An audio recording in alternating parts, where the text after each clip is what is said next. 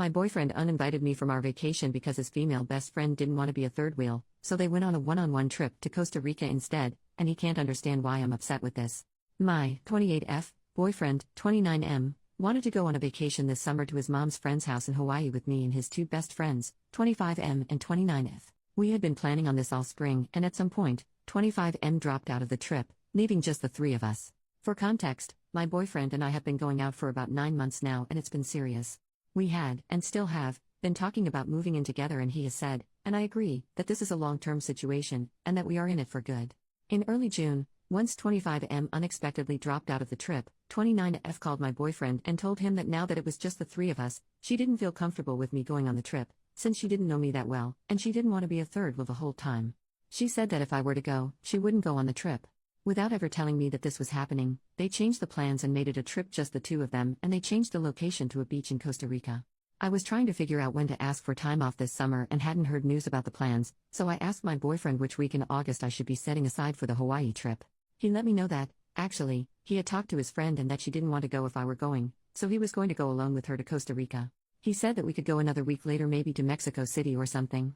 I was upset, and tried to talk with him about how the situation made me feel, especially since this wasn't a case of a separate trip being set up ahead of time. This was a case of me being invited and then uninvited from a week-long tropical vacation with a girlfriend of his who I had never met before.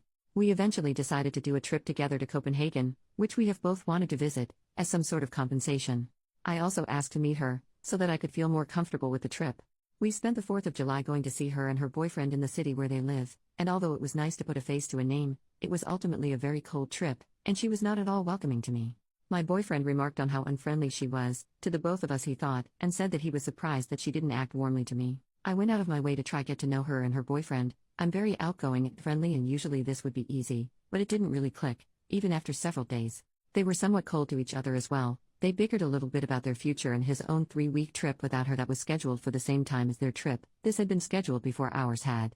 This had been my effort to feel better about the trip, so I told my boyfriend that I still didn't feel comfortable with things, and that I was feeling insulted by the way that it was handled.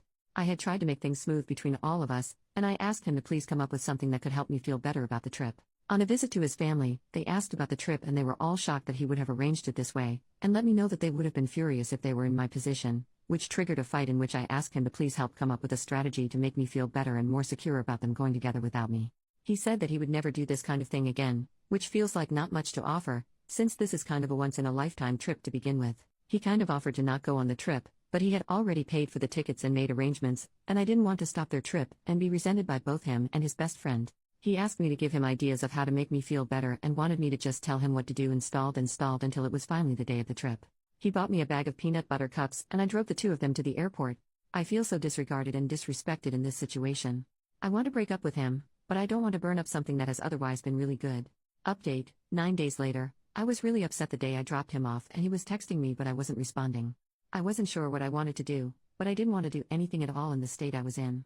I waited until the next day, and then I sent him a thought-out text letting him know that I didn't feel safe or loved in the way the trip was handled and that I would be dropping his things off at his place and leaving his keys with the neighbor. He called but didn't leave any messages, and then he messaged me that he didn't understand.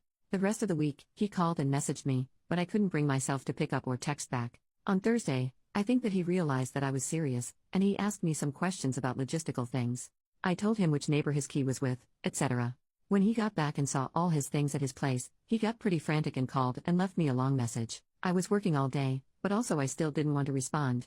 He asked me to explain because he didn't understand what was going on. The next day, I sent another text making it clear that it was over, and he got upset and sent me a bunch of texts in a row about how he didn't understand why I was throwing away everything that we built. He left me a voicemail that was really angry that said he had no idea why I was upset and that he did not accept the breakup because he had no say in it and that he wanted me to tell him the evil story that I had made up about him to his face.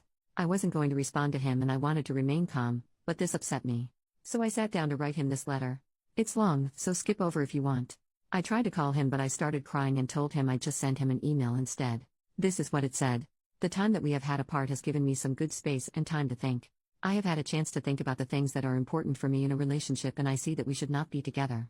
I'm sorry that I have been asking for you to change things about your life that you shouldn't have to change at my or anyone's behest. From the very start, this trip was made in an insanely disrespectful way in which it started out from you being given an ultimatum by your female best friend who I had never met that either she goes or I go on this trip, and you picked her. You didn't offer to have her meet me. Theoretically I was your long-term partner, So this would have made a lot of sense. You didn't encourage her to find someone else to come, and you didn't consult me at all. That's enough for most people to have a deal breaker, right there. However, I stayed. This is a person who you have a history with that is not entirely clear to me. Here is what I understand. Some bad rumors got started about the two of you in which you spent an entire night out with her on an acid trip while you were dating someone else. Nothing happened. The other thing I understand is that you were interested in her romantically at some, theoretically other, point and that she started dating her boyfriend, and that closed the door on things for you.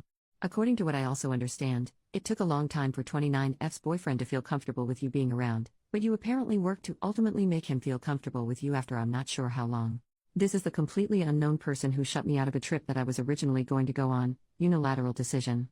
You did not tell me this was happening until I asked when the trip to Hawaii would be. You purchased tickets in another very disrespectful situation in which I have cooked dinner and have guests present, and you choose to go into my room for well over an hour to select tickets with her, and in which I repeatedly ask you to please come to dinner because you say it will just be a few more minutes each time. There is absolutely no reason for doing it at that time and in that situation, seeing as how she is in the same time zone as us and has a 9-to-5 job. This makes me feel sick to my stomach. So, to make myself feel better about this whole arrangement, I tell you that I want to meet this person.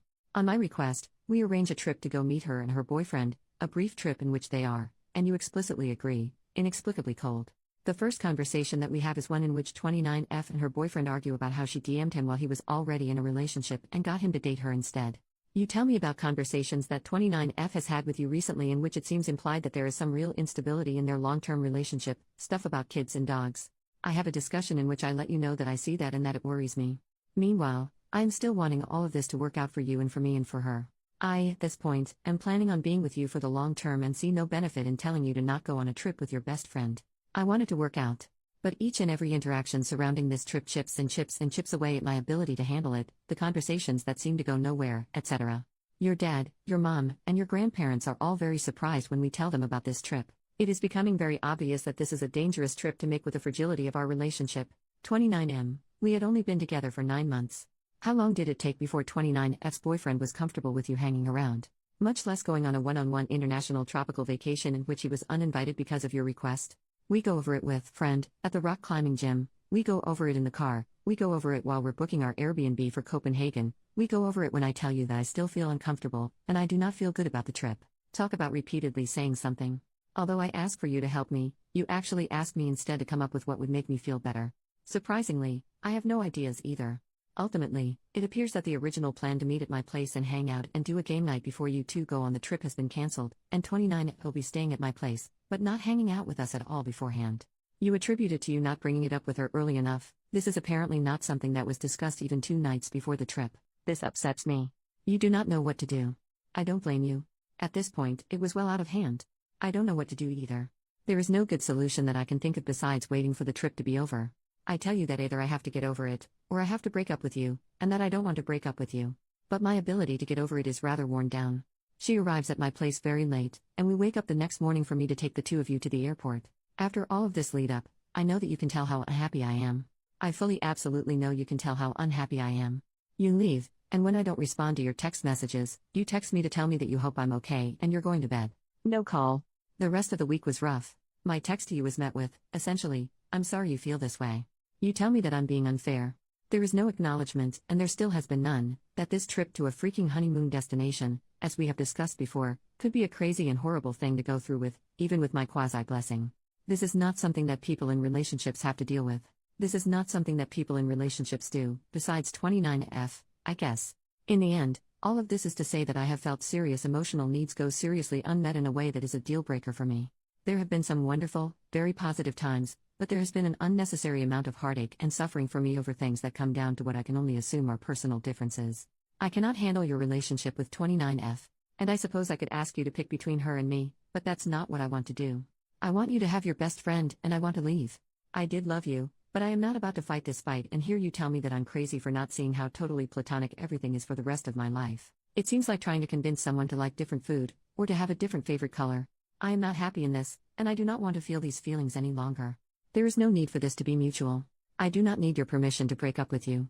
He wrote me back an apologetic email in which he accepted responsibility for most things without any argument, except he denied anything that had to do with his relationship with her making me feel uncomfortable, and he denied that I would not be able to handle their relationship. He said that the only thing that made their trip bad for me was my own perspective. I wrote him back that trust has to be built and that he put too much strain too early on a relationship in which we had not developed that trust. He agreed and apologized. For me, it ended on a pretty amicable note, but this style of relationship really doesn't work for me, and I don't feel like his responses to me really healed or changed anything significantly. I stand by my decision at this point.